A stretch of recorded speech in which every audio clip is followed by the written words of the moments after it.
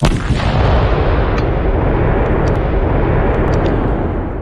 আরবকে $10,000 কোটি বা তারও বেশি মূল্যের অস্ত্র সরবরাহের প্রস্তাব দেবে বলে প্রস্তুতি নিচ্ছে যুক্তরাষ্ট্র। আগামী মাসে মার্কিন প্রেসিডেন্ট ডোনাল্ড ট্রাম্পের সৌদি সফরকালে এই প্রস্তাব দেওয়া হতে পারে।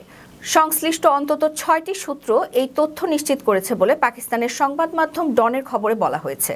এর আগে রিয়াদের সঙ্গে প্রতিরক্ষা সম্পর্কিত একটি চুক্তি সম্পাদনে ব্যর্থ হয় বাইডেন প্রশাসন।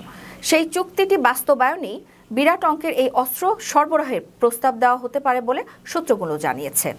ইসরায়েলের সঙ্গে সৌদির সম্পর্ক স্বাভাবিক করার লক্ষ্যে সমঝোতার অংশ হিসেবে ওই চুক্তি করার চেষ্টা করেছিল বাইডেন প্রশাসন। সে সময় চীন থেকে অস্ত্র কেনা বন্ধ এবং সৌদিতে চীনা বিনিয়োগ সীমিত করার শর্তে রিয়াদকে আরও উন্নত মার্কিন অস্ত্র দেওয়ার প্রস্তাব দেওয়া হয়েছিল। তবে নতুন করে ট্রাম্পের উত্থাপিত প্রস্তাবেও বিষয়গুলো অন্তর্ভুক্ত থাকবে কিনা সূত্রগুলো তা নিশ্চিত করতে পারেনি।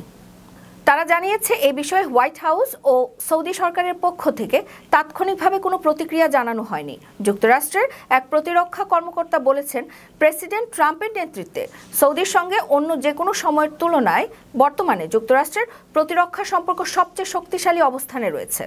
এই সুসম্পর্ক টিকিয়ে রাখার পাশাপাশি পারস্পরিক নিরাপত্তা সহায়তা নিশ্চিত করতে সৌদির প্রতিরক্ষা চাহিদা মেটাতে ওয়াশিংটন কাজ করে যাবে।